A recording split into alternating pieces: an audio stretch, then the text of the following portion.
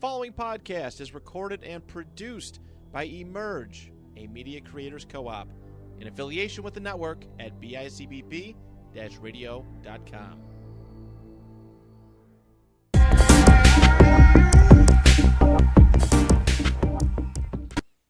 Hello and welcome back to the Big Yak. It is I, Nico Salimbenny.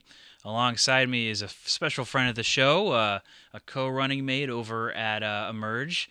Big shout out to Tank Talk, Mr. Tank Lettieri himself, coming fresh off of his episode 100 of Tank Talk. Episode, man. How you doing today, Tank? Hey, you know what? It's a beautiful day. I can't complain. I like what you did to the place here, man. Appreciate it. It feels a little different down here, but A little homey, right? feels a little homey. Yeah. And, how this got here?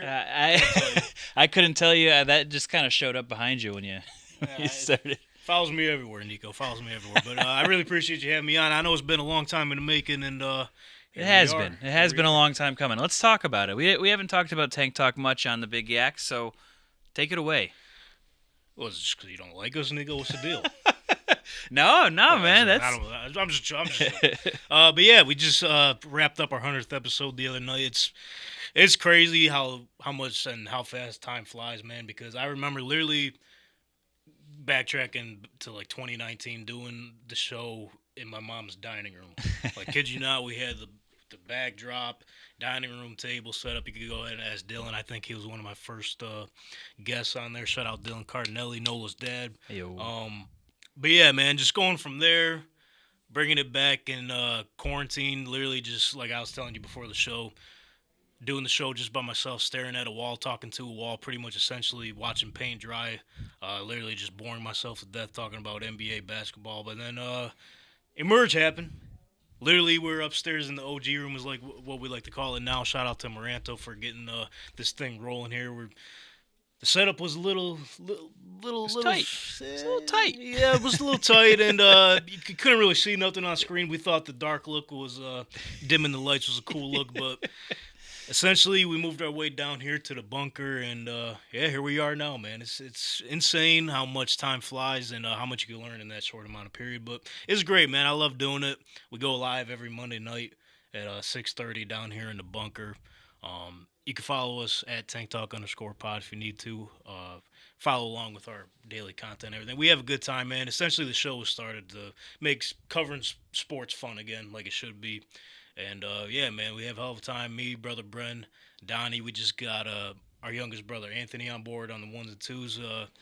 Hell of a time, man. I always look forward to it every Monday. And, yeah, man. Nice. The one thing that you had mentioned to me that stuck out and that I want to highlight is, at the end of the day, it's just about you guys all getting together and having a good time talking sports. Yeah, you know, the business side of it and the followers and all of that comes, but coming in and just having a time every single week where you can talk with your little brothers, your literal brothers. Yeah, it's definitely just talk sports. it's definitely a family atmosphere. That's essentially what we try to go for every Monday night, and like all the, like you mentioned, the business side of it, like the sponsorships, the partnerships, even the collaborations. Like, we had almost Andy Reid on the show a couple months ago. Yeah, I remember that. Some of my family members weren't too happy. They called me up literally a couple days after, like, hey, Jacob, what the fuck, man? We thought you were getting somewhere. We thought this was actually Andy Reid on the show. But, yeah, man, just even little stuff like that. It comes along the way. Like, right. We're definitely personality-based. We like to just have a good time. Like, I like to say we're comedic informative. Like, Mm-hmm. We do cover the sport of NFL and pretty much any other trending topics going on in sports. We do it in a fun way from like a fan's perspective, and just have a good time with it, man. Because that's what sports are supposed to be. And obviously, like, Pat McAfee was a big inspiration for us to start this whole thing. And funny story, just to share a little bit. So I actually entered in one of his Twitter contests roughly like a year ago. Yeah. Maybe 2 years from now, whatever.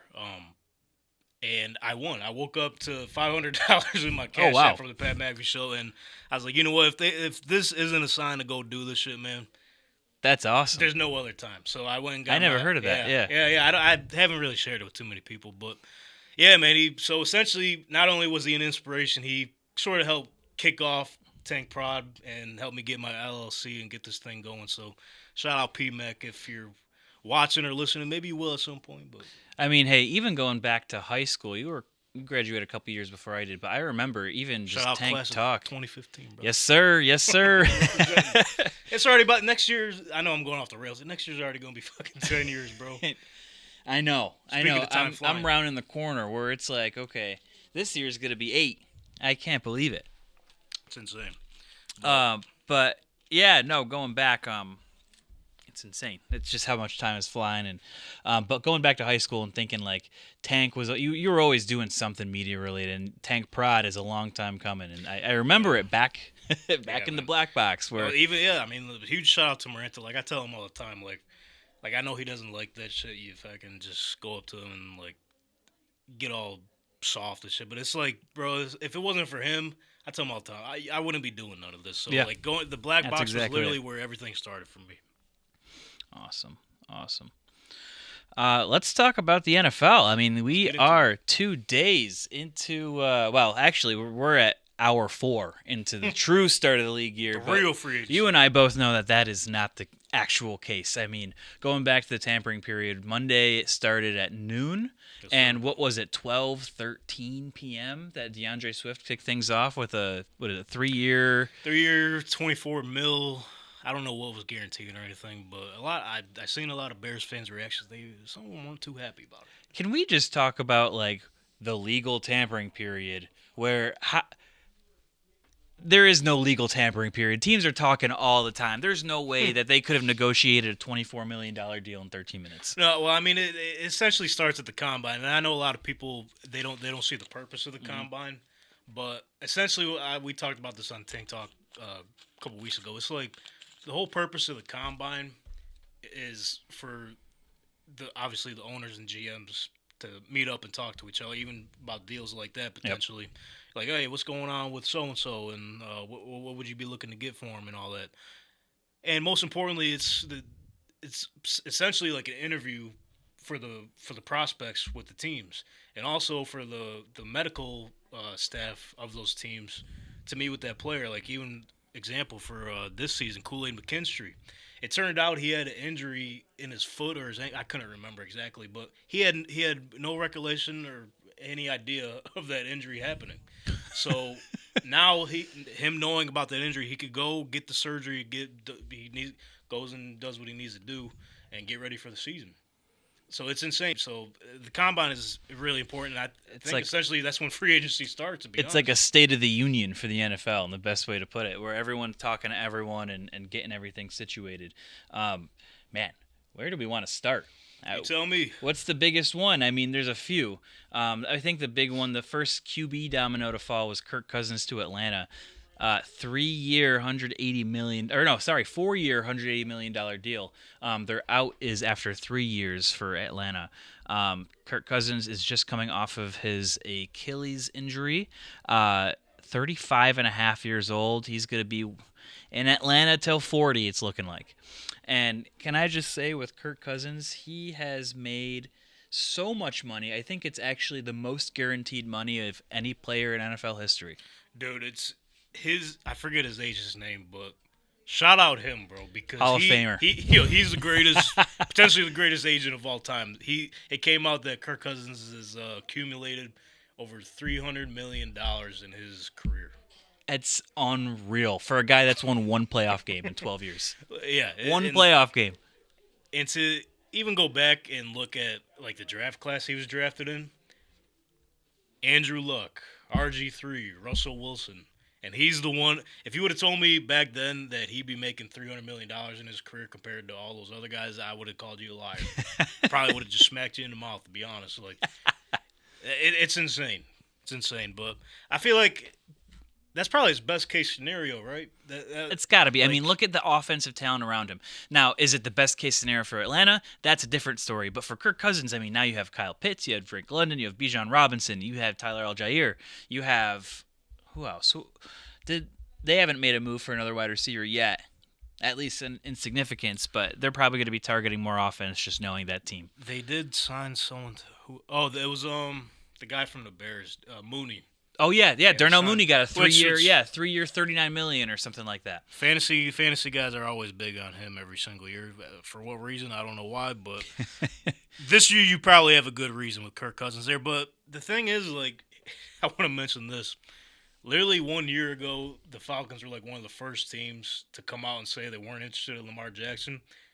The season following, they go ahead and give Kirk Cousins $180 million coming off an Achilles injury. Could you imagine? Make it make like, sense. Like think like What If, like Marvel What If, and then imagine Lamar on the Falcons, dude. I'm glad he stayed in Baltimore because essentially It made sense. That when you think of Baltimore Ravens at this point, you think Lamar Jackson. Exactly. And now they're bringing in Derrick Henry, and which is That's the most on-brand Ravens move that I think I could. good luck. Good luck. It was funny today. I seen someone was like, Titans fans should be pissed about this because I guess Steve McNair went from being a Tennessee Titan to Baltimore Raven. I think Eddie George, Tennessee Titan, Baltimore Raven. I think there's like 2 other Titans players. I can't remember off the top of my head. But now Derrick Henry's the next one. I was thinking the Cowboys to Titans running back train. You got like DeMarco Murray going over to the Titans. Oh, yeah. And now Tony Pollard's going to the Titans. Oh, shit. So there's I never like thought this. about that. There's a little pipeline that goes from the Cowboys to the Titans over to the Ravens, and we'll it's see. Insane. But like going back to Kirk Cousins though, it's like the writing was on the wall for Atlanta. Like Atlanta wanted to spend money on their quarterback. I think they were kind of fed up and kind of essentially Arthur Blank might have been a little embarrassed that everything that went down last season. They stuck with Desmond Ridder. Obviously didn't work out. Taylor Heineke was in there, but I mean Kirk Cousins. I guess his in-laws live in Atlanta. His wife's from Atlanta. They have probably one of the most Kohl's locations in the United States, and you know Kirk Cousins, he's big on his Kohl's cash. Yep. So Mm-hmm. the stars were aligning for sure. Kirk Cousins to Atlanta, and you got to think Kirk Chains, bro, 2 Chains. Come on, bro, everything lined up. with that offense in Atlanta too. Oh man. Moving on to Baker Mayfield. Baker Mayfield got his big deal. 3 year. What was it? 3 years, $100 million. Something like that. But what a story, huh? I mean, everyone counted him out. He was literally last season. He was during Panthers practice. He was lining up against the defensive lineman as a test dummy for the Panthers practice squad. Now he's winning division titles again. He's winning playoff games for the Tampa Bay Buccaneers. And like when you think of Baker Mayfield, Florida boy for sure. His market down there is insane. I guess all the fans love him down there. I could only imagine, especially in Tampa. Yeah, bro. It's like, and I mean, one reason why Mike Evans went back there, right? Right. I mean obviously the money's going took a 2-year deal. Yeah. the money's going to get anybody you need, but I mean, essentially, all said and done, like they believe in Baker. They like even the owner came out and said like this is the guy that we needed following the Tom Brady era, and it's awesome to see, man. I always been sort of like a Baker fan. Like I never had nothing against him. Like if you win a playoff game for the Cleveland Browns, like you're the man. You know what I mean? So it's like, yeah, man. He's got swagger. He's confident in himself. Like some of the other players, if they were walking in his boots, they would have been long gone. Oh yeah, they would have retired or done whatever. Yeah. I mean, yeah, it took a lot of grit and a lot of perseverance for him. So any young athlete that's out there, I mean, he's the perfect story to follow. He had it all, first overall pick, and then, like you said, all the way down to being a defensive tackle dummy for the practice squad at Carolina. Yeah. I mean, like the resurgence of Baker, and even. Like, I feel like we're overlooking this, too. He was the successor for Tom Brady in Tampa Bay. That's its own thing, that's too, what I'm yeah. saying. So, from going, like, Baker's career is good. It's interesting. We'll see what they do from here. Now they got a little competition in the division. Yep. Probably, I mean, they say it's one of the easiest divisions or weakest divisions in the NFL. So, I mean, we'll see, man. I have a feeling that's going to change. Yeah, right now, I think the last time I checked, the Falcons were like -110 favorites to win the division. Oh, wow. So, I think Tampa was like plus 300 or 400. So if you're looking into, I might clap on yeah, that. I'm saying Yeah. if you're in that market, go ahead and drop some money on the Buccaneers potentially winning the South because it's doable. Yeah. We don't even know if Kirk Cousins is playing Week 1, bro. He's coming off the Achilles injury. Right. So I don't know, man. Like I get the hype, but at the same time, it's like okay, let's come back down to earth a little bit. This man is. I know sports science is crazy nowadays and all that modern medicine and everything. He suffered an Achilles injury. 35 and a half years old. That's what I'm saying. Achilles. I mean, it'll be real interesting watching him and watching Aaron Rodgers too coming on that at that age. Achilles, same thing. I mean, Kirk Cousins was a little later in the season, so that might play into it. Say, yeah. So I mean, we'll see. I feel like Aaron Rodgers is sort of like health wise in a better spot than Kirk is right now, just strictly for the fact that Kirk's injury happened later in the season. So, and the Jets they're trying to beef up that offensive line. I don't know if you've seen some of the moves they've been making. Yeah, they made a trade. They traded with who was it? Off the top of my head, they brought back Morgan Moses or something. Yep, Morgan Moses was one. Ravens, yeah, I forget the other one, but Morgan Moses, John Simpson. Okay. They traded for John Simpson. John Simpson, I definitely knew him. They signed Javon Kinlaw too. I don't know if you saw that too. Like, okay, not bad. But I mean, it would be the most New York Jets moment of all time if Aaron Rodgers is healthy, but the rumors are true. He's gonna go be Robert Kennedy. Robert Kennedy's running mate in the presidential election. I was just talking to my girlfriend about Leaves that. the Jets to be the vice president. That'd be the most New York Jets thing of all time. If you showed that headline to someone in 1960, I think they'd just evaporate on the spot. Dude, what a world! NFL superstar Aaron Rodgers, vice president running mate. And I guess the Kennedy. word is that he didn't even know that was a thing. Allegedly, I think he's in Costa Rica right now, like Jordan Poyer or something. Is he? Yeah. So he's fighting off the Hat Man in the Shadow Realm right now. I mean, we'll see what the Jets do. They have a pretty good draft pick. I mean, this draft is not to get away from free agency yet, but this draft is like loaded with offensive tackles. This is a deep offensive line class this year. If the Jets need to go get some help and try to avoid Aaron Rodgers from getting hurt 4 plays in, they got to go draft a tackle for sure. They got to. Let's move on to the Steelers. Now, did they cook? 1 year? I think it was like $3 million. It was something like stupid like that for Russell Wilson. I think I know what you're alluding to here. Did he cook? Did they cook? We'll see. I mean, it's hard to turn down Russell Wilson for $1 million, you know. And I think like Kirk Cousins to Atlanta. I think that's another good move because, I mean, that's probably the best case scenario for Russell, right? Mm-hmm. Because he's still making all that money from saying. Denver, so he can just go to a spot that he wants to go to. Right, and out of all the jobs, it seems like it's more realistic for him to start in Pittsburgh. I think so too. Because they're saying he might have to have a battle during the offseason with Kenny Pickett for the starting job, but I don't think that's the case. Right. I don't think that's the case. I mean, you're getting Russell Wilson for $1 million, so for one season, you got nothing to lose. Go see if you still get the old Russ of maybe you get the Renegade Russ is what they're calling him now. Renegade Russ. I like that. I think that's a little bit better than anything something about cooking. 1 year, $1.2 million. It's only $985,000 against the cap right now, which is interesting. Pretty good. Especially for a quarterback of his cap. I know people are on his case just for the past couple seasons, recency bias, but I still think he's got. He won't be one of the top quarterbacks in the league, but in terms of like what Pittsburgh needs, like I think they could still get a good chunk of maybe bring Russ back from the heyday of Seattle. Maybe. I'll be honest, like his stats weren't all that bad last year. I mean, they weren't like you said, they weren't top quarterback in the league numbers, but he wasn't like a shell of himself. The team around him just wasn't very good. But I mean, yeah, I don't think him and Sean Payton were ever going to mesh, to be honest, because we know Sean Payton's coaching style is his way or the highway, and we already knew going in that he wanted to reshape and clean up the mess Denver made, and it wasn't going to be with Russell. It was going to be a multi-year, That's what I'm saying. So it's like best case scenario, go play with Mike Tomlin. We know that culture's already set there. You're not going to come in, we're going to do things for you. You're going to come in here and play the Steeler way. So I think having Mike Tomlin in his corner, it's going to help him a lot.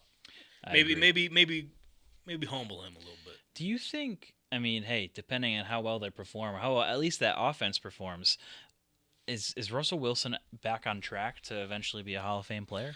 I mean, I won't go that far in saying that. I mean, we'll have to wait and see when they actually start playing, but like I said, best case scenario for him. I mean, they got Artie Smith down there, which as a head coach wasn't so good, but as offensive coordinator, yeah, he's pretty solid. Um, got the play action style, hard nosed running back. You got Najee Harris, the workhorse. You got Jalen Warren down there, so they don't necessarily have to rely on his arm too much, but he could go out and make those deep throws to a guy like NFL young boy George Pickens out there. Maybe they draft a receiver as well, because I know at this point they just traded Deontay Johnson. Mm-hmm. So they're Over a to little the slim Panthers. at the wide receiver spot. I mean, we'll see what they do. They're going to have to bring some guys in. But, yeah, I think he'll have a decent season. But even just like this past year, like he didn't play too bad. He wasn't one of the top quarterbacks. But you could correct me if I'm wrong. You got the big yak laptop right in front of you with all the yak stats top. and everything. The yak top, yeah. But I seen someone say that this past year's MVP had 27 touchdown passes and 7 interceptions, while Russell Wilson had 28 touchdown passes and 8 interceptions. So, Do with that what you will. yeah, I'm still giving Lamar the MVP, no doubt about it. There's no question about it. But he didn't play bad. He didn't play bad. It was just ugly in Denver. It was a disgusting situation from top to bottom. Let's move on to running backs. There's a lot going on with running backs. This is, I think, at least from my memory, this has been the craziest running back carousel that I can remember in recent times. Well, you could even argue that this is probably one of the strongest running back free agency markets Ever. maybe of all time. I mean, you got Saquon Barkley, Derrick Henry, Josh Jacobs, Austin Eckler, Tony Pollard, and I'm probably missing some guys. DeAndre but Swift. yeah, I mean, those were the top dogs there. But, yeah, I mean, this is loaded. And it's not even like last year they had the running back Zoom meeting about how they're not getting paid and all that, but their contracts they're not that bad this year. They're getting paid, and they're getting paid a lot of guaranteed money, too. So all of them could get on the Zoom call and thank Jonathan Taylor for all the mess that happened last season. That's right. So He walked so they could run. exactly. Well said. No pun intended. Well said. So, I mean, let's start from the top. Josh Jacobs got a 4-year, $48 million deal to go to Green Bay, and then in a corresponding move, Green Bay released Aaron Jones, and he went off to Minnesota for a year at $7 million. For about like 5 minutes, right? The Green Bay Packers had the best running back duo. Like maybe it could have been all time, but definitely in the league for sure. But it was a hell of a run. I got a funny story hell of a about run. that. I'm in a 32-man fantasy league. Okay. It's a shit show, first and foremost. Let me tell you that. All right. But I could imagine. The news broke, and that's exactly what someone said. Someone was like, "This is going to be the best running back room I've ever seen," and then 5 Really? minutes later, he's gone. And then you just see, "Never mind" in the chat. Yeah, man. I kind of feel bad for Aaron Jones in a way because like he gave a lot to. He was a vocal point of that offense. He was great. He was. I always look at him from a fantasy perspective, where he'd have that game where he just 40 points when you needed it the most. Yeah. Or when you were facing him and you really didn't need it. When someone needed it the most, he came in with 40 points. But yeah, he was the lifeblood of that offense. And I mean, hey, now I he don't gets blame him. to. I mean, if someone came up to me, like let's say Moranto comes up to me, right? He says, "Hey, Tank, I'm gonna need you to, cut half of your paycheck, and just do That's it. do even more work If you want to stay with Emerge, cut your paycheck in half. by 50%." Yeah, I mean, I would tell, "Hey, Moranto, go fuck yourself. I'm out of here." And that's essentially what Aaron Jones did. You know what I mean? I'm off to what's another podcast studio around here? Anyway, A&B conversation. I'm going over there. That's funny. So it'll be weird seeing Aaron Jones in a Vikings uniform. But hey, Vikings needed it. They had no running back, no quarterback. They had no offense, just Justin Jefferson. Justin Jefferson can't play running back, quarterback, and wide receiver. I mean, He might be. Lamar did it in the playoffs, so I mean, not everyone's Lamar Jackson. I want to talk about guaranteed money here for running backs, going back to what you talked about with that call. Saquon Barkley, a 3-year, $37.75 million deal with the Philadelphia Eagles with $26 million of that guaranteed. Second highest in the league, right? Running backs. That is, for AAV, that is the highest. Okay. In terms of deal length numbers, Josh Jacobs has it. What a move, huh? I mean, it's something out of the ordinary for the Eagles because they normally run their carousel running backs for a couple seasons now. But now they're probably. I mean, they said, you know what? We want Jalen Hurts to play up to his contract. we want things to open up for him, and why not go get a horse like Saquon Barkley, man? I mean, he's been very polarizing, I feel like, in recent years because of his injury history. But let's not forget that not last year, but the year before, I mean, he was looking like the best running back in the league. Yeah, man. Like, well, according to Tiki Barber, he's dead. He's dead. Dead to me. Yeah. Did you see what Lamar Jackson said? There's been almost every play. Like even today, was it ETN? He quote tweeted Adam Schefter or Calvin Ridley's post or whatever of him going to Tennessee. He's, "You're dead to me." Calvin Ridley, you're dead to me. Everyone say that, but no. Going back to Saquon, even. I don't know if you noticed this, but there's been a lot of players in free agency going to their division rivals. I don't know if you noticed that. I was just about to go into that. Yeah, that's been a theme this season. Yeah, but that move is massive for the Eagles. Definitely out of the ordinary, and I think the focus is on Saquon Barkley, but I think they did it for Jalen Hurts. We're gonna have to keep an eye on it. This is gonna be a big season for him. This year is. We'll be talking about it all offseason, where this is the year where we're going to see if he's worth the numbers. I mean, he had a down year for passing. You take away his tush pushes, and they had kind of pedestrian touchdown numbers. Don't ban it. I don't know what side of that argument you're on, but please. I agree with you. It just is a slippery slope. Like, it's essentially just a quarterback draw, but they did it a certain way, and if you can't stop it, then oh well. Right. And it's like there are 31 other teams that have tried doing that, but no one can do it like the Philadelphia Eagles. The Bills need to start doing it more often. You think of the Pegasus like Josh Allen. That's what I'm saying. Do you think of the perfect mold of a quarterback for that specific play? That play's built for. And they've done it a couple times towards the end of the season. I don't know if you remember. They started using it, yeah. And it was effective. So right, they got the yards they needed. I think they were the second highest conversion rate on fourth down with QB draw or QB sneak behind Philadelphia for the same exact play. Don't ban it. But going back to Jalen Hurts though, I think we gotta pump the brakes a little bit in terms of judging him, because he essentially lost one of the best play callers in the league. His offensive coordinator, Shane Steichen, as well. I mean, the Eagles as a whole, they lost both of their major coordinators. Mm-hmm. Obviously, that's going to have an effect on your team. You're not just going to go out there. Everything's changed, essentially, except for the players. So I don't think that meshed really well. That wasn't good for them. We've seen it pretty much almost the whole season for them. So I think that was a big part of their downfall. But, they brought in everyone's favorite coordinator, Kellen Moore. He's going to be the best. He's the greatest play caller out there. So we'll see what they do with him. Vic Fangio, the defensive coordinator, maybe he wakes up the defense a little bit. We'll see, man. But, yeah, it's going to be a big year for Jalen Hurts for sure. Jalen Hurts, yeah. Philadelphia, it's going to be a very interesting year because, if there's another repeat of how they were last year, this whole ship could sink. And they're back to square one. I could see Sirianni gone. I could see Jalen Hurts gone. It'd be a fresh rebuild, but they still have some young talent. Hey man, don't take this personal. So if I look at my phone, I'm just refreshing. So this is the L'Jarius Sneed to Indianapolis is just heating up. Let's talk about it. What do you got? So right now, Zaire Franklin put a tweet out. He said, "With all that being said, somebody point me in Sneed and Diggs' direction. LOL. Tell them I just want to holler at them. Nothing crazy." And then he also said, he goes, "Everyone out there, just send me jersey swaps." He said, "I'm trying to see something."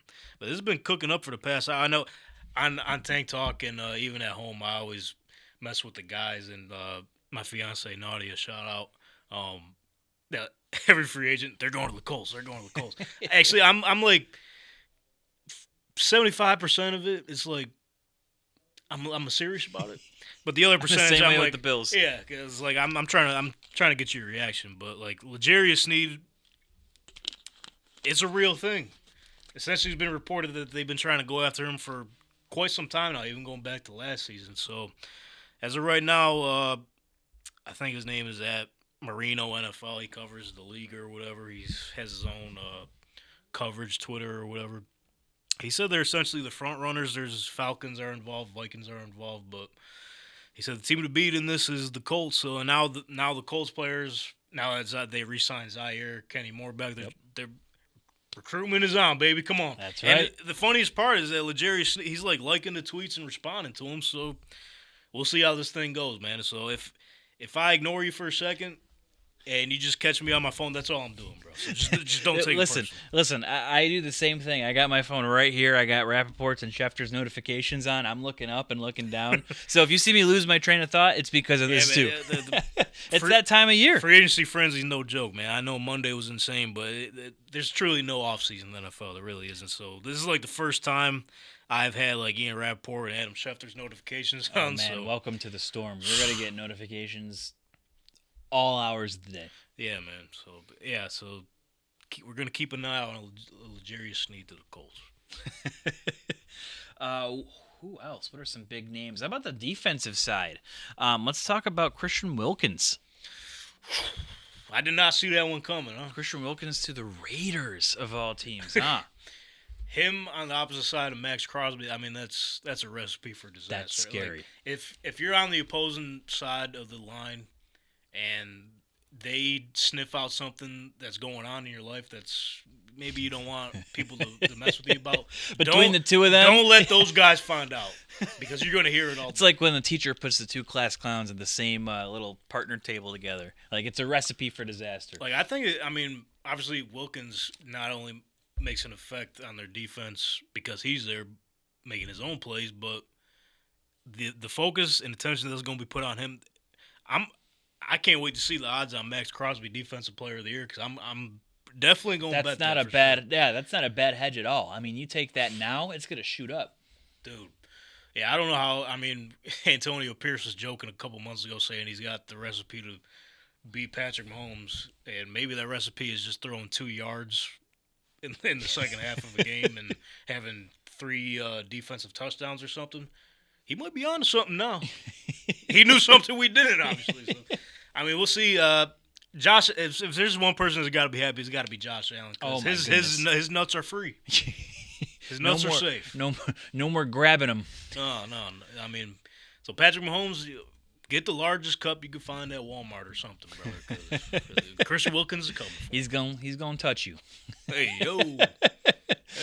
He's gonna touch you. Well, let's see. Actually, I'm looking now. The Bills do not face the Raiders this season, so Okay. Josh Allen, your nuts are in the clear. You're safe, brother.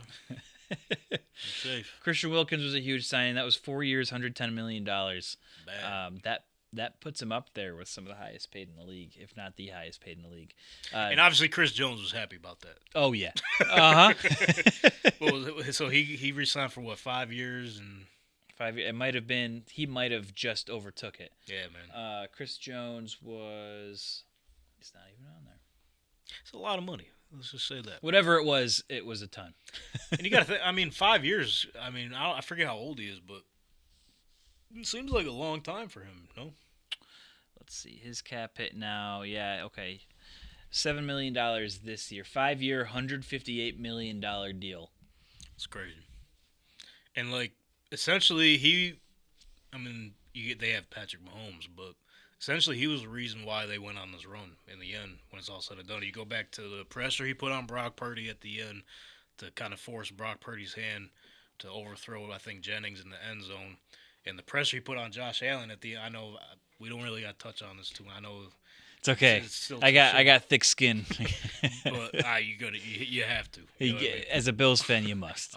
But the pressure he put on Allen most of the game in the biggest plays of the game. Yeah. He showed up for every single big play of that game. Every single moment that mattered, Chris Jones was on the tape. If they didn't have Chris Jones I don't know if they win the Super Bowl, to be honest. And the scariest thing for the league right now is his cap hit for this year. Like I just said, is $7.3 million. And Mahomes restructured another. Freed up another $26 million. $20 million, yeah. So next year and the year after is when it really gets big. He's got $34.8 million hitting the Chiefs next year. But it's like, the Chiefs are looking in. They're looking to be the first team to do the three-peat. And they might. Yeah, which is one reason why I see them potentially keeping L'Jarius Sneed. Because one more run. There's literally the one motivation, first off, you don't need to give Kansas City any more motivation than they already need. But they create their own motivation. But now it's like they got a chance to do something that Tom Brady didn't even do. Right. the greatest dynasty, maybe potentially of all time in the NFL. Like, they got a chance to do that. They're pretty much bringing almost everybody back. I know, like Willie Gay signed with the Saints or something. They lost a couple guys, but essentially, they're bringing back most of their team. A lot of this, I'm looking through. There are a lot of starters here. They released MVS. Okay. Yeah, who cares? Mecole Hardman was was an unrestricted free agent. Blake Bell, CEH. I mean, these are guys that are replaceable. Guys that weren't major cogs. I mean, you could argue Jerick McKinnon for the backfield, but who knows? He might sign again with them. And then Jody Fortson, too. I mean, again, not guys that are going to make or break this team. No, I mean, the year to do it for any team in the AFC to jump the Chiefs was last year. I mean, they don't have a bad roster, but in terms of the past Chiefs teams, this is probably their worst. That was roster on their, paper. and I talked about this. I touched on this a few weeks back, where this was the most impressive run for Patrick Mahomes in his career so far because of that. Where this team was struggling through the year. I mean, struggling in their terms. Yeah, right. But this was probably the worst year of Mahomes starting, in terms of both an offensive play and just mistakes and things like that. And they still won the Super Bowl. So it's like, how do you stop these guys? I mean, you got to give credit to Andy Reid too for changing like the scheme of the team. Mm-hmm. Went away from because if you know Andy Reid, he loves throwing the ball. He absolutely hates running the ball, but they leaned on Pacheco. They leaned on their offensive line. They leaned on their defense. And everyone wants to knock the term game manager, but that's essentially what Patrick Mahomes was. They had to. I mean, that was what they asked him to do, and that he did. That's what I'm saying. So, I mean, long story short, like Chris Jones was pretty much a vocal point of that team and the reason why they got to where they're at, going back to back for the first time in, over 10 years now. So, 20 years.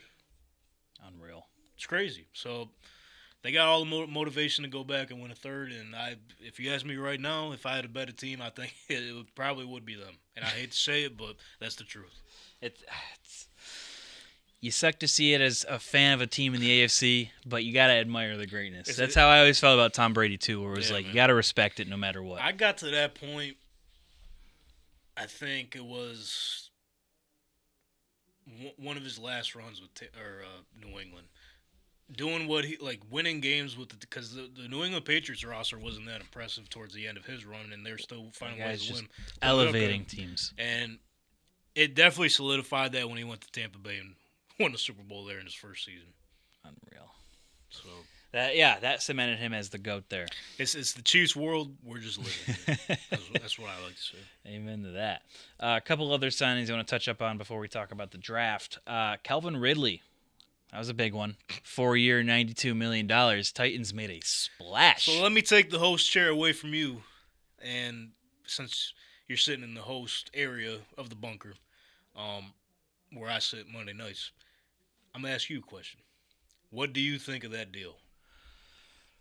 For a wide receiver that's about to be 30 years old. Damn money. Don't get me wrong. He still has some left in the tank. He had coming off a pretty good season with the Jaguars, but that's a lot of damn money for Calvin Ridley.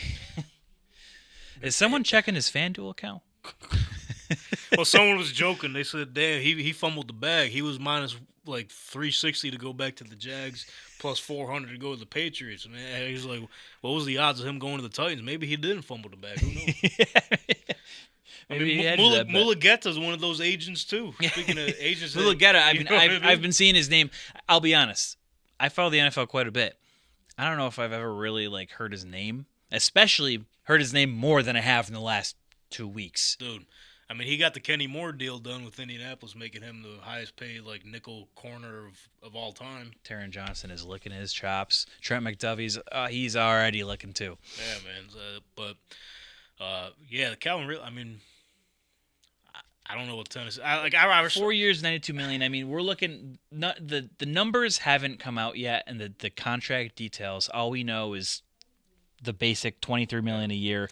$50 million of it's guaranteed. So maybe it'll be interesting to see. They got to have a potential out. I'd have to assume that there'd be an out after year 2 because, like you said, he'll be turning 30 in the middle of this next season. Crazy, older than Tyreek, or maybe the same age. Right. I mean, this is a guy that was in the same draft class as, who was it? 2016 he was drafted. Beats me. You You got the yak top in front of you. Come on.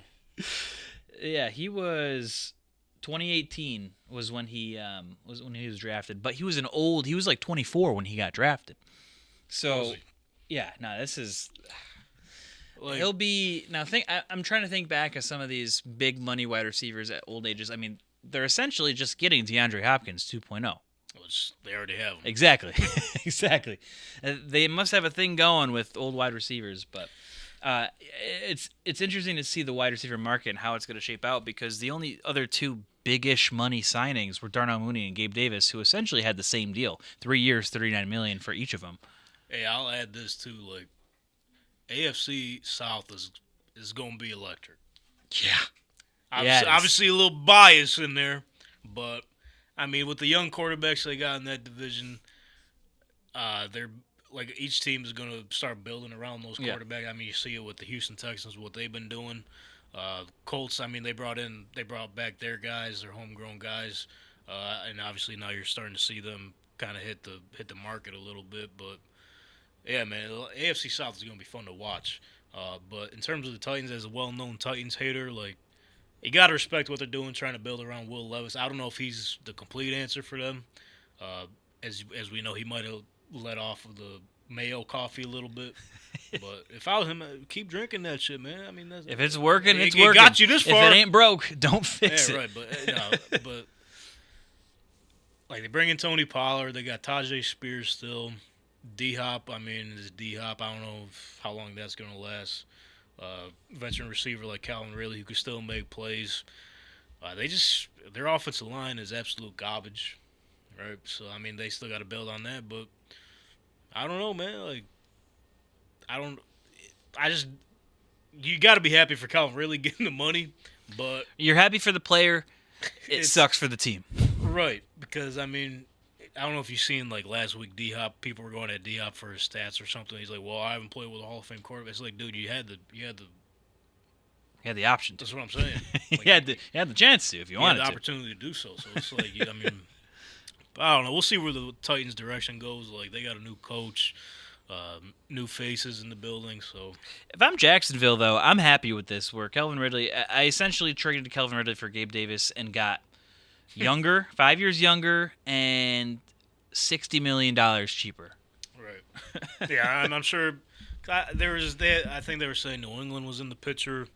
Yep. Jacksonville was obviously in the picture, and I mean, there's nothing you can do if a guy's getting offered that money. You know what I mean? Especially a guy his caliber at his age. So, Go I mean, get your money. That's it. right. And I mean, I thought it was a giveaway that he wasn't going to go back there when they got Gabe Davis, and they also signed Devin Duvernay. Yep. So, like, I thought it was over said and done there. Because, I mean, they still got Christian Kirk, Zay Jones, the young guy Parker Washington who made some plays for him last year. So, I don't know, man. We'll see. But all in all, he's dead to Travis Etienne. That's all we know. Dead to me. Let's talk about the draft a little bit. I hear you got a video coming out pretty soon with your first mock draft. It's dropped now. It's on the Tank Talk Podcast YouTube channel if you guys want to hop over there once we're finished up here on the Big Yak Podcast. Check it out. But, Check it out. Yeah, man. So we dropped our mock draft 1.0s. Typically, everyone does their like 4.0s, 5.0s, 9.5s. You know, they get out of hand with it. So we only do 2 per season. We have fun with it too. So like after our second one, we lock it in. And we have like we have fun with it. So we have like a point system. I forget exactly how it goes off the top of my head. It's like you get the player, the team, and the pick number right, you get 3 points. You get the team and the position right, you get 2 points. You get the pitcher. So we just dropped our first version of our mocks, and I did mine a couple days before free agency started, so it's a little iffy. If I had to go back for my 2.0, it's going to look a little bit different, but all in all, I think I got a good read on what could be happening here in this upcoming draft. I know we got a lot more answers after the tampering period was over. Yep. You kind of get a good indication. Like Atlanta, obviously, they're going to trade up and get a quarterback. Pittsburgh, you probably won't see them trade up and get a quarterback. Even Vegas Raiders, they're probably not going to go up and trade for a quarterback after signing Gardner Minshew for like 2 years, $25 million or something. Going to have him compete with Aiden O'Connell, essentially handing them the starting job. So, yeah, man, I can't give you the full list out right now because, I mean, we got to get you somewhere. Yeah, you got to get some videos. You got to get some views on your video. You know yeah. what I mean? So I can't give you the whole thing, but I can give you a little tease. So if you got any questions about the mock draft, I'll be happy to answer. You mentioned there were a couple trades in this one. Yeah, so we kind of got like a little collab partnership going on with Pro Football Network. So that's where we're doing our shout out, congratulations, appreciate sir. that. We'll see where that goes, but yeah, we did our mocks on Pro Football Network's mock draft simulator with free trades. I know the other sites you got to pay for the trades, so we figured to make some trades happen in this mock. So I got 2 trades in the first round. Okay. Do you want to hear the quarterback one or the other one I got? I mean, I'll leave it up to you. I mean, it's got to be the quarterback one, right? So the number 3 overall pick. That's the Patriots, right? That's the Patriots. Okay. They obviously need all the help they could get. Mm-hmm. So that 3rd overall pick is pretty valuable.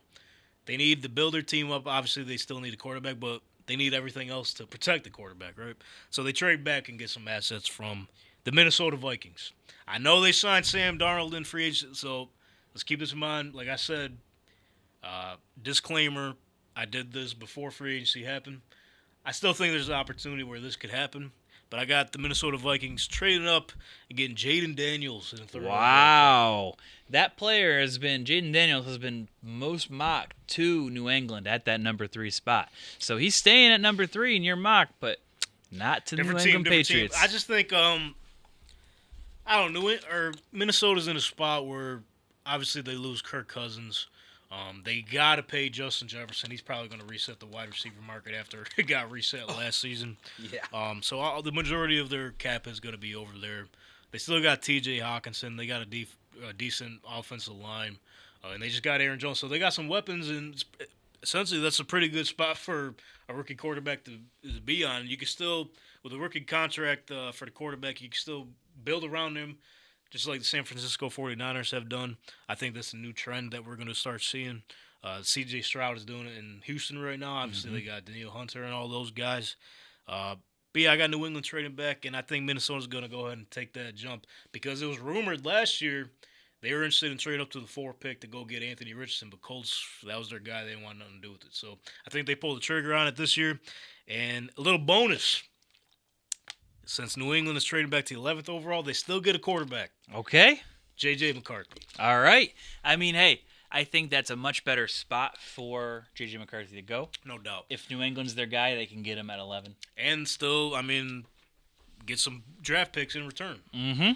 Build around him. So, I mean, yeah, man, that's the big trade I got there in my mock. So, Gerard Mayo, I mean, he's got his work cut out for him to put this roster back together. For sure. I think, I mean, a lot of Bills fans, if you're listening, you're not going to want to hear this, but I think New England will be back in the picture 2 to 3 seasons from now. Sooner rather than later. I'm right there with you. Yeah, I agree. On that note, I feel like, I mean, Miami, they lost so many key pieces. Man, they still had some good signings, though. They did. I think that's getting overlooked right now, but yeah, it's tough to oversee them losing Christian Wilkins, Xavier Howard, who else? Van Ginkel, Jerome Baker, all that those whole guys, defense. Yeah, literally. So They got Jordan Poyer they got Jordan Poyer, they got Sharon Neal, Yep. who followed him along down to Miami. They signed Shaq Barrett as well from Tampa Bay Buccaneers to replace Van Ginkel potentially. So That's okay. And I'd say it's a Not net bad. zero. Yeah. still, I mean, the void of Christian Wilkins, was going to hurt him. The other question I had for you for your mock draft. Okay. How many wide receivers do you have going in the first So let round? me tally This is it a- up. This is a big wide receiver class. I mean, between the guys of Marvin Harrison Jr., Roma Duns, Malik Neighbors, who am I thinking of? Keon Coleman is another one I'm thinking of. So I just tallied it up while you were buying me some time there. You like what I did there? Yeah, That I little- appreciate that. Appreciate that. That's good hosting. I got 6. 6 in the first going, round. All right. See, now going into it, I'm like, wide receiver, I mean, they normally have like a 3 to 4 pick run. This is a pretty weak wide receiver class in terms of free agents, so I feel like a lot of teams are pointing their attention over at the draft. So that makes sense. And that's what made me change my mind here, because typically you see a lot of big name college receivers fall at like second, third round, whatever. But yeah, I think there's too many fucking dogs to be picked over in this one. So, but don't get me wrong, there's still going to be a good class following up in the second and third rounds. So. Yeah, man, six of them going in the first. The top 2 positions I got is the wide receivers and offensive tackles in this mock. So that makes sense. We were talking. I don't know if we were live or not when we were talking about it. This is a really deep you tell class. Us. Were we live? I can't remember if we were talking about the offensive tackles before we went live or after, but this is a very deep offensive line loaded, class. Man, loaded. And there's a lot of teams that can use that offensive tackle help. I mean, for example, like the Jets, and I kind of just gave away what position the Jets will be picking, but I think at this point it's a given, bro. Like, gotta ask. They're already loaded on defense. I don't know what other. I mean, maybe they could go receiver, but I think they really need to attack that offensive line. If just learning their lesson from last season, unless they lose Aaron Rodgers to the government. So to the Oval Office. Yeah, essentially. I gotta ask one more question about it. Hey, man, ask me whatever you want. That's what I'm here for. Wide receiver, 6 went in the first round. Mm-hmm. Does Buffalo get a wide receiver in your first round mock draft? So going into it, I was thinking, no, I just don't see Brandon Beane or Sean McDermott passing up on a defensive player, because there are some guys. There are some dogs because of all of these offensive tackles and all these wide receivers. We're going to see a lot of defensive talent drop. But for the sake of this mock, I did some digging, did some thinking. They pull the trigger, change their approach on the team building aspect, and go wide receiver. Okay, all right. Do you got a hint? I'm making you work for it, Nico. Come on. Got a hint as who it might be? I mean, hey, there's no way it's MHJ, no way it's O'Dunn's, no way it's Neighbors. Who else is there? They got Ladd McConkey. Ladd McConkey's sitting out there. I do have him going in the first round. He's a fringe first-round pick. Yes, but not to the Bills. Okay. All right. I'll take it. If we recall, during the Combine, this receiver had an interview. He was asked about Josh Allen and the Bills. I already know where you're going. He said, you know what? I'm the missing piece of that offense. The Bills really need someone to go out and make a play for Josh Allen deep down the field. And that guy is me. And his name is Keon Coleman. Bingo. I read your mind. Potential replacement for Gabe Davis. I mean, I don't know if they have the similar play style, but Keon Coleman's a physical receiver. He's big body, go up and go get it. And I think maybe that's what 6'4", 215. I mean, that's an X receiver right there. Maybe that's what the Bills are missing, and I think they go after him if he's there. But I always said, if a guy like Byron Murphy is sitting there, it's just hard for me to see Brandon Beane and Sean McDermott pass a guy up like that. I'm right there with you. I mean, that would be hard. That would be hard for them, knowing them. Yeah. But I think they're going to give the fans what they want for once. Although, hey, defensive tackle Eric Armstead. There are some rumors that he got released by the 49ers. Mm-hmm. Keep an eye out on Buffalo as a potential suitor. Yeah, that's what they're saying. And I seen his wife. She studied at UB, and I forget what hospital is. She's a traveling nurse. I think she works out in the Bay Area and also right here in Buffalo. Really? Yeah. So that's a little tidbit for you. So maybe it happens. Come to the Big Yak podcast, then go check out Tank Talk. Hey, we got the information get some of these for you. deep dives. I mean, this is some real investigative journalism here. I'm locked in this offseason, bro. Like I told you, I'm refreshing my Twitter page every couple minutes. I mean, that's some serious social media. I'm in there. Prowess right there. I'm in there, and most of the time it just falls right in my lap. Yeah, right on the algorithm feed. So man, you got to keep me in the loop with some of these things. I got you, man. That's why you got to tune in to Tank Talk podcast every Monday, man. Boom. What time? Mondays 6:30, right? Mondays at 6:30 p.m. Live Eastern on Standard Time for those of you that may not live in the time zone here, but the supreme time zone. Yeah, I tell you what, we need more Buffalo people to tune in. That's like surprisingly we don't have Buffalo people that tune in. I'm right there with you. And we have some of the biggest Buffalo Bills fans on the show. I'll tell you what, we had we did numbers on a lot of our Instagram results a while back. Kansas City was my top city. That's interesting. Kansas City was where I got the most. Now I think some Is of that that's for from, like what do they call that? It's like a hater watch or something. What do they call that? So I have a theory. You know what I'm talking about? He knows. I had a guy I interviewed last year. His name was Julian Ross. He now he's an assistant coach at the college level. So shout out him. But he was from Or what'd you say, Julian? Julian Ross. Yeah. Okay, I had it right. Sorry. Yeah, you got it. I kept. Shout out I Julian. wanted to say Justin Ross because of the Chiefs, but I was always big on him too, bro. I thought he was gonna once Tyreek stepped out, I thought he was gonna take a bigger role, but that wasn't the case. But sorry to cut you off. No, you're good. You're good. I was gonna say the same thing. But Julian Ross, he's from Kansas City, and so I think we got a bump there. Mm-hmm. And then we had interviewed last year Nick Jones when he was going into the draft. Nick Jones, That went over your 7th head. round pick. Went I just over kept your going.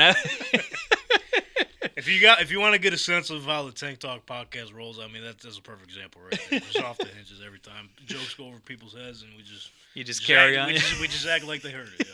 Yeah. Nick Jones, James Droz himself drafted that pick for the Chiefs in the 7th round, and I think we made a bunch of videos about that. And so I think we got a bump there, but hey, some of the Kansas City faithful stuck with the Big Yak podcast. So I mean, I tell you, shout out KC, man. Like we're almost in a similar spot because we started talking about Taylor Swift and everything that started popping off, bro. We put one clip out, just talking about the Swifties in Kansas City and kind of welcoming the Swifties to the NFL. As soon as Smart that video, move, my bro, friend. Smart move. I swear to God, like about 75% of our followers Swifties. Swifties, and I'm not mad at it. So, like, whenever someone talks bad about the whole Taylor Swift situation in the NFL, like how You they know need how to much get her off money TV, she that's what I'm inadvertently saying. made It's for like- the NFL? So they Swifties, if you're listening, you got my support as always, forever and always. That's all I had on the slate today. I mean, we can go on and talk about whatever you want to talk Hey, you about. tell I'm me, opening man. the floor up to you. You tell me I don't want to hold you for too long here. I mean, I could go on for hours.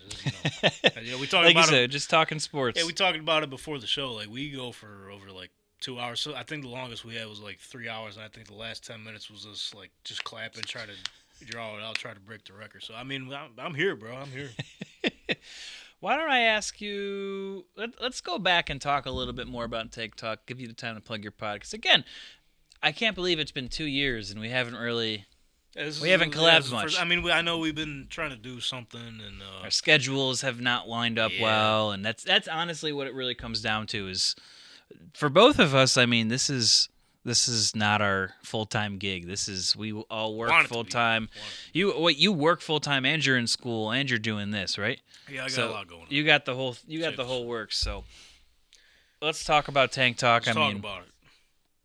where you at? What's going on? You got any big news? Big guests coming on? So we're working on So we do want to bring more guests on. I think the last one we had was almost Andy. I don't know. It was either almost Andy Reid or Cody Stutes. He covers the Houston Texans, which hell of a. I mean, we called it. I think I had him on towards the beginning of the season. I mean, we let it be known, Colts, Texans, So we're like, you know what? We see the Week 18 game on the schedule. It says TBD. We called it right there, and then it had been like Week 6 or something. That's going to be prime time for the division, and little did we know. There it is. There it is. But yeah, essentially we're looking to get more guests. I mean, we're essentially looking for more like beat writers, trying to get into the know of different teams and everything. Even some internet personalities, man, because we're in the off season. Trying to get more involved with like creators like yourself here, and just try to get different perspectives, like the fans. Because like I said at the top of the show, like the show was literally made for the fans, talking about sports in an entertaining way from a fan's perspective. So we're trying to get more like-minded people like ourselves. Yeah, I mean, we're open to talking to anybody. Like, I shoot my shot through DMs, emails, and everything. Worst thing people could say is no. So, Right. I mean, we're even looking for, like, former players, even players now and all that. So we've been trying to trying to have the stars align to get Tank Dell on the show because how could you? I mean, Gotta have Tank Dell on the You gotta Tank have- Talk. you gotta have Tank Dell on the Tank Talk podcast. So he's seen some of the stuff. He's liked a couple stuff. So we're All right. we're working on it. Okay. So if you're listening right now, go ahead and send this to Tank Dell, and tell him, bro, do yourself a favor, get on the Tank Talk podcast. It's nothing but free advertising for him. That's what I'm saying. It- So Tank, I just need 30 minutes of your time from one tank to another. not even. We'll take 10 minutes. You know, just say what's up. Even if you drop in for like 5 seconds, just say, hey, what's up, man? That's it. That's all we need. But yeah, we're looking to try to get more guests on. I know we're as you know, you're under the Emerge umbrella. We're working on a new broadcasting software, which would be an easier way to get guests on the show with literally just one click of the button. So while we're working on that, that's one reason why we really haven't tried to get guests on during this period is because we're working on that software and trying to learn the ins and outs of it. Getting it right before Yeah, you do yeah. it. So hopefully, I mean, I know I got some time this week to work on that. So maybe within the next couple weeks, you'll see some guests on. Maybe you can stop by, Yes, sir. promote Yes, the sir. Big Yak podcast and all that stuff. So yeah, no really breaking news. We are doing our annual March Madness challenge. Okay. Talk about that. It's Let's hear called it. it's called the Tank Talk Madness Challenge, bracket challenge. Easy. I like the name. Easy enough. So what we're doing is we're doing it through the ESPN Tournament Challenge app. Probably the best bracketology app there is out there. It's my personal favorite, at least. You can find us on there. Search for the group Tank Talk Madness. There's a password to get in there because last year we had a bunch of randoms come in, and I think we had like a $50 T-shirt University gift card online or something. So I'm like, okay, I have no way to reach this person if they win. So I just shooting for the star, fingers crossed. Luckily, someone from our Twitter page won the challenge, so I was able to DM him. But essentially, yeah, password to get in, all caps, no spaces, Tank Talk. But there's only one entry per bracket, per player. All right. So you better do your Yeah. homework and get this shit right. One in the chamber. That's right. Let it rip. So the best bracket, the best winning percentage bracket wins Tank Talk merch off our website, TeePublic store website. We might even up the ante and give away one of these hats as well. One of these. All trucker- right. I like that. Tank I Talk like the trucker hats. brim on it. Appreciate The appreciate brim and the rope. Is Yeah, that man, custom on there? Did you do No, that? or- no. So there's this company in my bad. I was looking at Adam Schefter. There's nothing important. But I forget their name. I feel bad because they do some good work. They're from somewhere in Florida, but yeah, I just emailed them. I was like, yeah, I'm looking for this trucker hat, whatever. So, like, I was looking to do embroidery, but sorry if the light is shining on my bald head going through the screen. But I was looking for embroidery, but with our logo, like, it's so detailed with Yeah. the microphone. I'm like, okay, so this is called like sub-dye patch or whatever. I didn't know what the fuck it was. I took a shot on it, but happy with the way it looks. So yeah, we might be giving out one of these hats as well for the winner of Alright. the bracket challenge. So again, ESPN Tournament Challenge. Download that app right now. Group name Tank Talk Madness. Password Tank Talk, all caps, no spaces. One bracket per player. Got what it takes. Come on in. I mean, hey, that's coming up the next week, right? The tournament starts? Starts March 21st, a little later than usual, I feel like. Yeah. Yeah. It's almost like it's like April Madness at this That's point. that's what I'm saying. So, and I think they announced the matchups this Sunday, I believe. I forget what they call it. the Decision bubble. Sunday or something. some shit like that. But essentially, yeah. So you have to make your bracket before March 21st at noon, before the game starts. So be happy to see you guys in there. We're trying to get a good amount of people in there. So we had 50 last year. We're trying to double that this year. So Let's do it. hop in there. Are you doing it right now? I'm looking right now. Okay. It's ESPN tournament. There you got it. You did it. ESPN tournament it. challenge. Okay, bang. Men's tournament. Yes, sir. Create a bracket. No, not create a bracket. Join What do I wanna do? join the group. Where is this? Yeah, if you can't find it through there, we got if you go on our socials and here all we that go. at Tank Talk _pod, the links in our bio, so made it kind of easy for you. Tank Talk, All caps, no Madness. spaces. not Stanktown. That's I mean, if our brackets go to shit, maybe it will be Stanktown. Here it is. Tank Talk Madness. First place bracket wins free Tank Talk podcast merch. Boom, there it is. You Brother found it. Bren. Oh yeah, there he is. He's All in right, there. I'm Got in. a couple guys in there. Got a Dolphins fan in there. Is it Damien? Damien from Virtuosos? No, I don't. I would have noticed that. I forget his name. You'll see him in there. I forget his name. Password Tank Talk, all caps, no spaces. That's right. All right. He's in. I'm in. I'm in it. Make that 9. We're going up to 100 on Hey, it. T-Bear, I need you to join too, because I heard you're a basketball expert here. So let's do it. Actually, maybe not. Don't join it. We don't need you. We don't need you to win. See, that's the thing too. Like, I feel like I don't know much about the men's tournament. I know more about the women's than I do the men's this year. They're just much more fun to watch. That's what I'm saying. Like, you got Me and my girlfriend talk about this all the time. The girls' basketball is a lot. The women's basketball is a lot Yeah. more fun to watch. Like, I feel like, I mean, the women's tournament is wide open itself, but I feel like the favorite is South Carolina right now. But I mean, you got Caitlin Clark, you got for Iowa, and you got Angel Reese for LSU. So I mean, those are the 3 dogs right there. But for the men's, I couldn't fucking tell you. I know UConn won last year. I don't even think they're. I think last time I checked, it was Houston, Purdue, and UConn were the top 3 for the men's. That sounds about But right. I heard Reese Davis. He covers the college football and college basketball. He's saying take a flyer on Tennessee right now to give you free games. So All right. I'm gonna keep Check my eyes Tennessee, on Tennessee. okay. Yeah. I just took a look at the Syracuse is playing right now. Oh yeah, I'm- that's your squad. That's my alma mater, and I'm mad that I looked. NC State's killing them. What year did you graduate? 21. Okay, never mind. I think you passed Zaire Franklin. Zaire Franklin, I got to see. Did you really? Yeah, it was either his junior or senior. The year before he went to the NFL was my freshman year. Oh no, kidding. Okay, Yeah, well I maybe. got to see him play. Okay, well maybe you do know. So on his podcast the other day in the trenches, I don't know Yep. if you follow along. But he shared a story of when Waka Flocka had a concert there. His girl lost her dorm key or something. So long story short, they ran into Waka Flocka. He gave her like $500 or something. And Zaire was like pissed about it because he's like, he said, "Bro, I had $500 too, but that was all I had." That was so. It was He didn't say the year, but it was 2015, I think. So it was before I was there. okay, never mind. But yeah, Waka Flocka was there. Man, when I was there, my big concert, Gucci Mane was there. Gucci Mane went with SZA. Oh, what a That was a really fun concert. But yeah, no, that was my freshman year.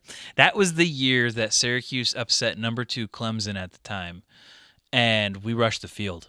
That was awesome. That's sweet. But Zaire Franklin, yeah, he's a Cuse legend. Yeah, I mean, So is shout out my guy Andre Sisco, safety for the Jags.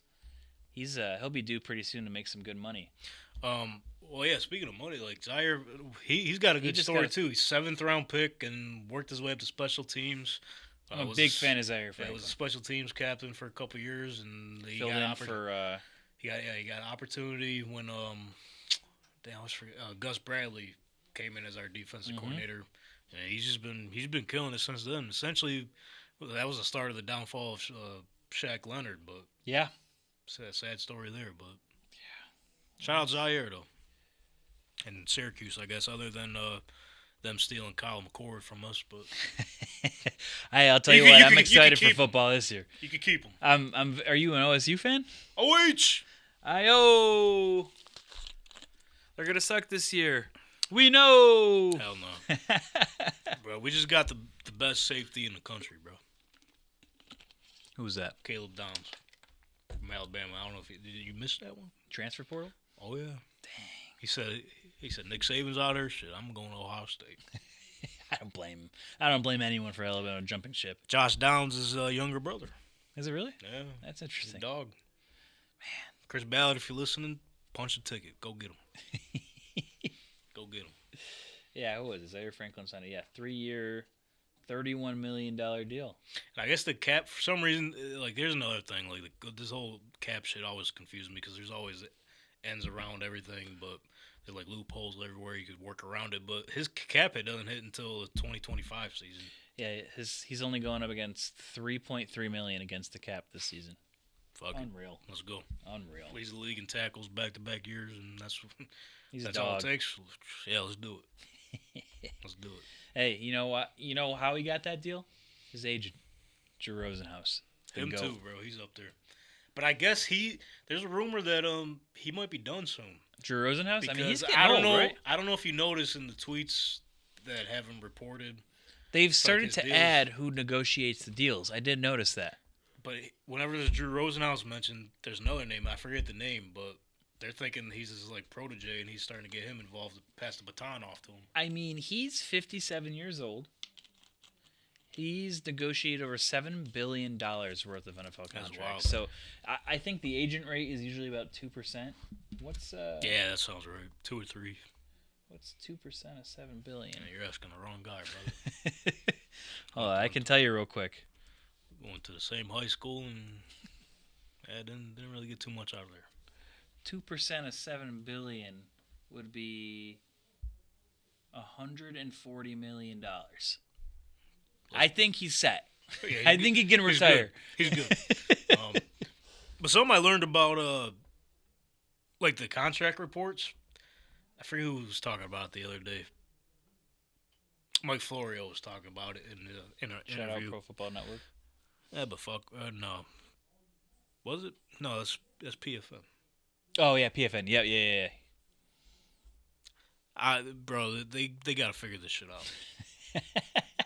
Like all these names are confused. But anyways, yeah, he was saying that when it comes to like the reports, they make the money in the contract look bigger than it actually is. So all the insiders are in like a group text chain, whatever, with different agents. And the way they find out about the deals is that the agent texts the deal he has with whatever player in that group message, right? So for example, let's say, I don't know, throw any contract out there. Let's talk Zaire Franklin. Zaire Franklin, what was the number? It was 3-year, $30 million. So 3 year, $30 million. So he sends that text out, and they report that exact number. But if you break the contract down, he's probably not going to be saying all that for maybe ever. He's only going to see a good It's all going to be portion of it. renegotiated. Right. It's going to be thrown around. So the reason they do that is to promote their agency. For when players see that this agent is getting this other player all this money, he's going to want that certain player to go represent him, or vice versa, whatever. And that's a win for the agent, That's too, what I'm because saying. he's getting a cut of that So deal. all those numbers that you see reported, essentially it's true, but it's false at the same time, because all those numbers are like incentive based, essentially. But the guarantees they get for sure. Well, that was the biggest thing, too. There were a lot of Bills fans up in arms about Taylor Rapp. Taylor Rapp signed a 3-year, it was like $3 or $14 million deal right after they released... Kobe. So close. Right after they released Jordan Poyer. But then the numbers came out, and he's only up like $2 million against the cap this year. So it's the same thing where it's like Right. those numbers are all just kind of inflated, probably to benefit the agents, the agency, 100%. the players. So I mean, the salary cap is real, but it ain't. It never is. It never is. But that's all I got today. Hey, We're running an hour 20 strong. About I hour told 10, you, hour I 15. can keep going, bro. We ain't doing no 30 minutes. I'll tell you that when I'm in the building. Yes, Sorry sir. to keep you up back Yes, sir. there. Hey, we got a Chad over there. Cam Fassini says he's going to join. I think he's talking about the bracketology. All right, send them in, Cam. Let's go. Shout out Cam. All right, that is all I have for you today, guys. Thank you, as always, for tuning into the Big Yak Podcast. Thank you, Tank Talk, for coming on, or Tank Lettieri for coming on and essentially- talking about the Tank Talk. Essentially, I am Tank Talk. A lot of tanks, a lot of talks going on. That's all I do, man. That's all I do. Shout out Tank, man. Shout out. Go check them out. Go check out their social medias. Plug it one more time for me, Sir, please. At Tank Talk _pod on all social platforms. It's been fun. It's been Hey, yo, real. I just want to mention, it's just Tank Talk Podcast, because there is the Tank Talk Podcast, and they talk about fish tanks. So Really? yeah, so, That's a new. I mean, appreciate you guys covering the fish community and making sure all of our fishes are safe in different tanks. But we're just Tank So Talk. there's Podcast. the We're Tank not- Talk. Your Tank yes, Talk. Yeah. So at Tank Talk _pod or Tank Talk Podcast, not the Tank Talk Podcast. Yeah, if you get there and you see a bunch of fish, just know you're on the wrong channel. But shout out them, give them a follow anyway. Something to be fishy. Tank Talk Pod. That's all I got for you guys today. I'll see you guys in a couple weeks. And until then, stay tuned.